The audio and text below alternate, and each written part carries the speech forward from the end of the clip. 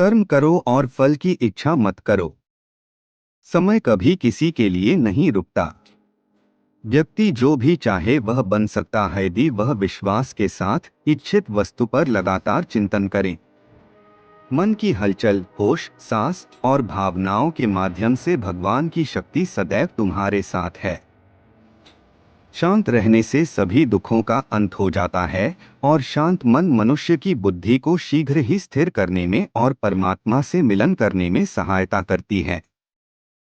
जो बात सच पर आधारित होती है उसे कहने, करने और मानने से हमें कभी नहीं डरना चाहिए। प्रेम सदा ही माफी मांगना पसंद करता है और अहंकार सदा ही माफी सुनना पसंद करता है। एक बार किसी को माफ करके अच्छे बन जाओ, लेकिन दोबारा उसी इंसान पर कभी भरोसा करके बेवकूफ ना बनो।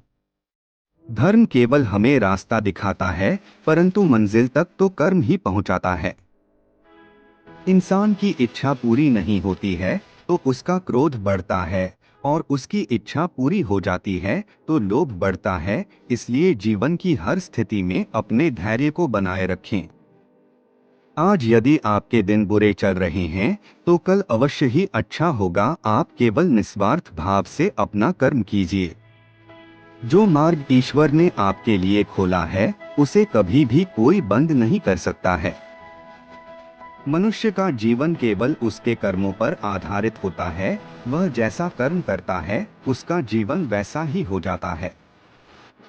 जीवन में आधे दुख इस वजह से आते हैं क्योंकि हमने उनसे आशाएं बना रखी है जिनसे हमें नहीं बनानी चाहिए थी। जिस मनुष्य ने अपनी जवानी में बहुत सारे पाप किए हो उसे बुढ़ापे में नींद नहीं आती है। व्यक्ति को उसके कर्म का फल उसी तरह ढूंढ लेता है जैसे कि कोई बछड़ा सैकड़ों गायों के बीच अपनी मां को ढूंढ लेता है। आत्मा ना तो जन्म लेती है और ना ही मरती है, ना ही इसे जलाया जा सकता है, ना ही इसको भिगोया जा सकता है। आत्मा अमर और अविनाशी है। संसार में कुछ भी स्थायी नहीं है। आत्मा शरीर को वैसे ही छोड़ती है जैसे मनुष्य अपने पुराने कपड़ों को उतारकर नए कपड़े धारण कर लेता है। व्यक्ति का सुख दुख, मान अपमान, लाभ हानि का एहसास करना मन की शरारत है। आत्मा का इससे कोई लेना देना नहीं है।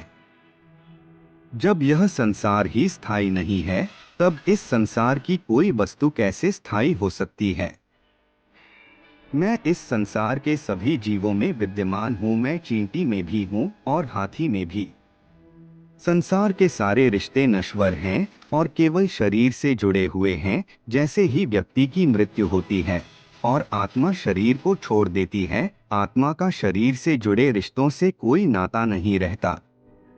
मेरे तुम्हारे हम सबके कई जन्म हो चुके हैं। ना तो यह मेरा आखिरी जन्म है और ना ही यह तुम्हारा आखिरी जन्म है। वर्तमान परिस्थितियों में जो तुम्हारा कर्तव्य है वही तुम्हारा सच्चा धर्म है।